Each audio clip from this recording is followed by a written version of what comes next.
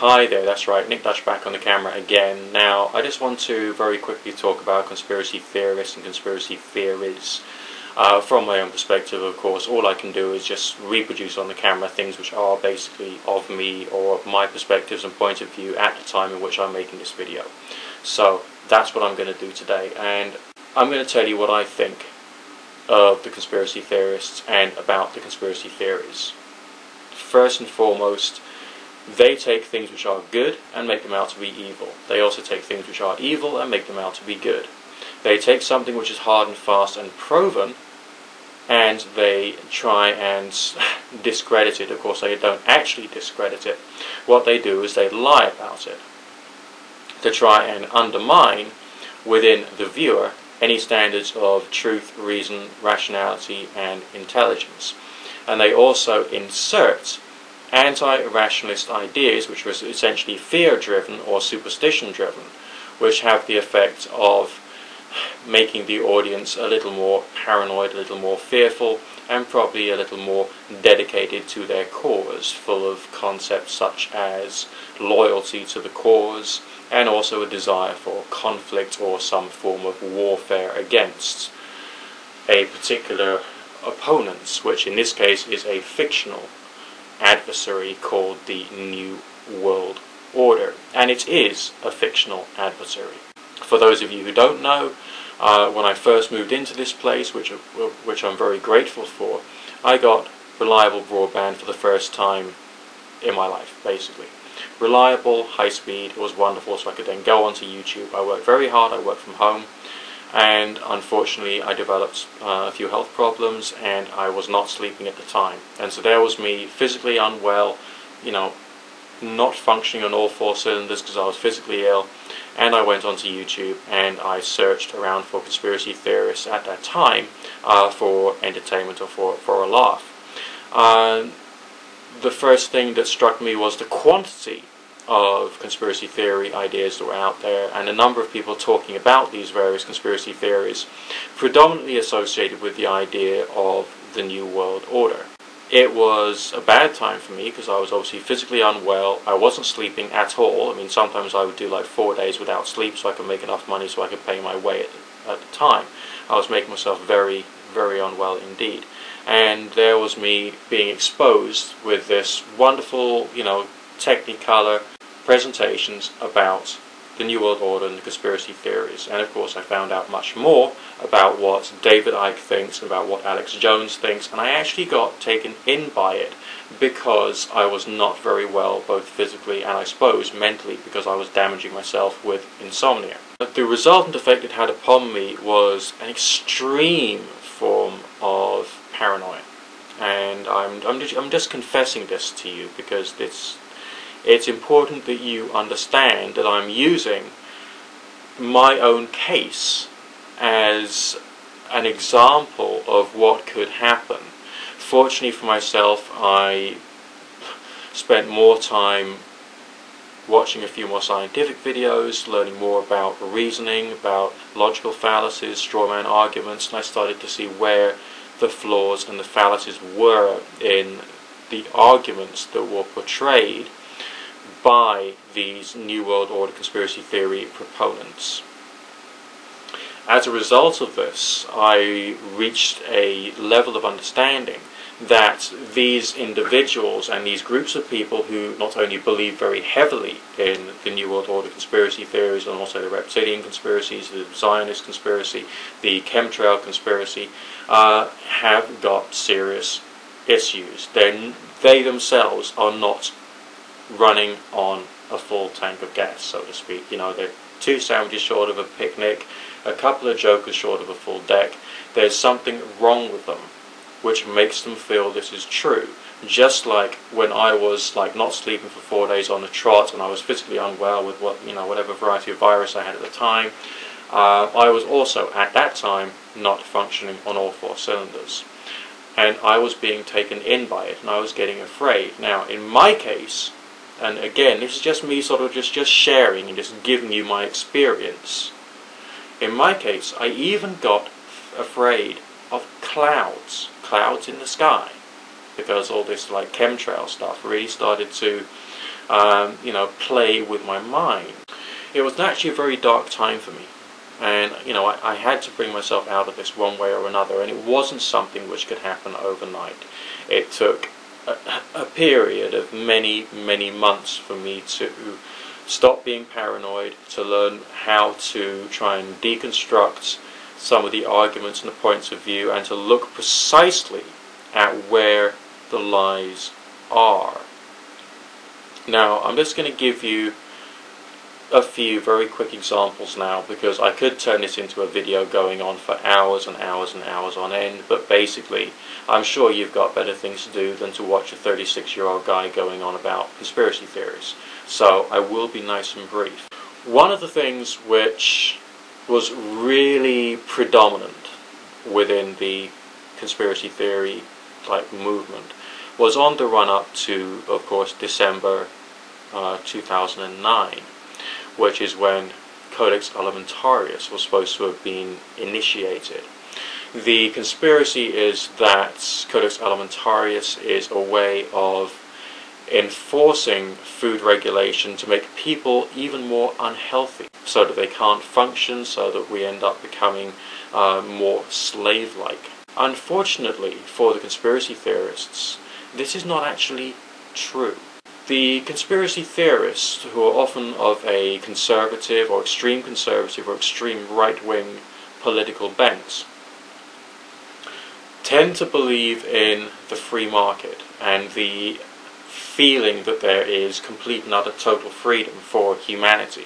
And as someone who's also believes in the free market, which I do, I can understand that and I can empathize with it. I think a lot of people out there who, want people to be able to set up businesses when they can and all the rest of that would want to live in a world in which there is a free market. But a free market which is completely unregulated can cause problems. And I think it was the pre-Victorian era. If you went out to buy a bun, a currant bun, you couldn't always guarantee that there were currants in it. It would be quite common practice for people who were doing baking to actually put rat droppings into the currant bun instead of currants, because they just wanted to make the food and sell it so they can make as much profit as possible. Alright? Without having to spend on good quality ingredients. So there would be all kinds of cakes or sweets that were made with sawdust and God knows what. Alright? Until regulation started to be created. And as the regulation came into play, you weren't allowed to put rat droppings in your buns, you weren't allowed to make your sweets out of sawdust, and so on and so forth. So food regulation is actually there to make sure that you're literally not eating shit. Alright?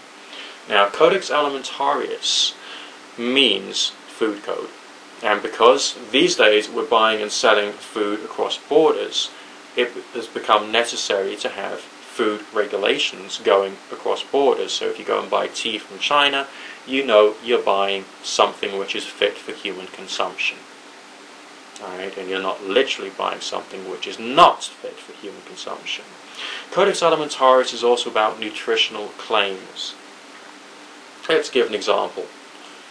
Good old-fashioned tin of hot dogs made by Ye Olde Oak, and it says on it energy per 100 grams 707 kilojoules. Okay, so there is a nutritional claim, 707 kilojoules.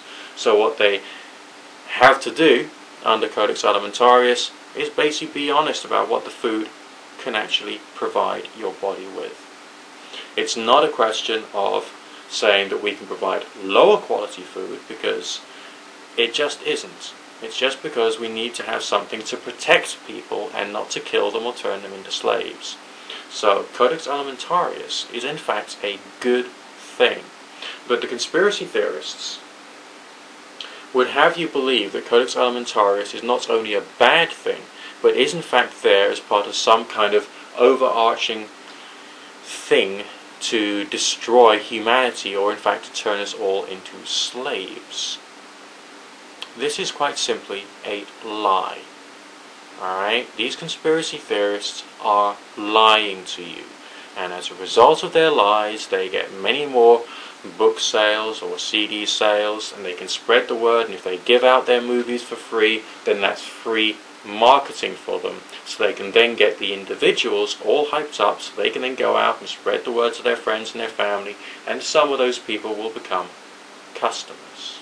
They're running a business, and they're using giving out information for free, or alleged information, it isn't information, it's propaganda, for free, as a way of generating more revenue for themselves. It's very clever, okay, and it's just the way that a casino affiliate program works. It's an industry thing. But now let's have a think about David Icke and just one of the things which he says. Now, David Icke is not a man who believes in something called anthropogenic climate change. He does not believe that there's such a thing as like the carbon dioxide layer. He doesn't believe in global warming. He doesn't believe that there is the greenhouse effect. He believes in a bit like the flying spaghetti monster Pastafarian parody religion, that the world is getting warmer for another reason, and that is that there is some kind of spiritual energy descending upon the planet which is heating it up in preparation for some kind of Aquarian change in human consciousness. And these New World Order people don't like that because they're reptilians from another dimension, apparently. And so these New World Order reptilians are trying their hardest to slow down the intelligence of the people so that the people can be controlled with greater ease. This is more rubbish. Okay, we do actually understand there is enough information out there to be able to say that climate change is in fact real. Alex Jones says, oh, it's not called global warming anymore, no, it's called climate change. Well, funnily enough, if the globe starts getting warmer, then the climate will change, and so the terms are interchangeable, okay, so get used to it. Now, of course, there are some people who are global warming proponents who do actually go the other way and exaggerate a bit too far for their own political gains, but we've got to accept the fact that pundits, namely people whose job it is, or whose living it is, to speak for the purposes of promoting an ideology or a point of view, may lie and may exaggerate. And with the conspiracy theorists, they lie and they exaggerate to extremes. If you've watched, I think it was the Project Camelot videos here on YouTube, you will notice that they have, interviewed David Icke, and David Icke carries on talking about his ideas about the 13 bloodlines, and there's no real original sources to his work, so I think we can probably doubt the 13 bloodline hypothesis. But he also goes about interviewing people, just people, who say they've had some particular varieties of strange experiences. And David Icke uses that as if it was hard and fast concrete evidence. Not saying, well, this is an interesting point of view, we don't have enough evidence to be able to support it, but it's an interesting point of view, and here's somebody else with a similar point of view. Maybe there's a connection, maybe there isn't, maybe there could be another cause, maybe there isn't. No, he's promoting it as if this is hard and fast factual evidence that there really are, wait for this, okay,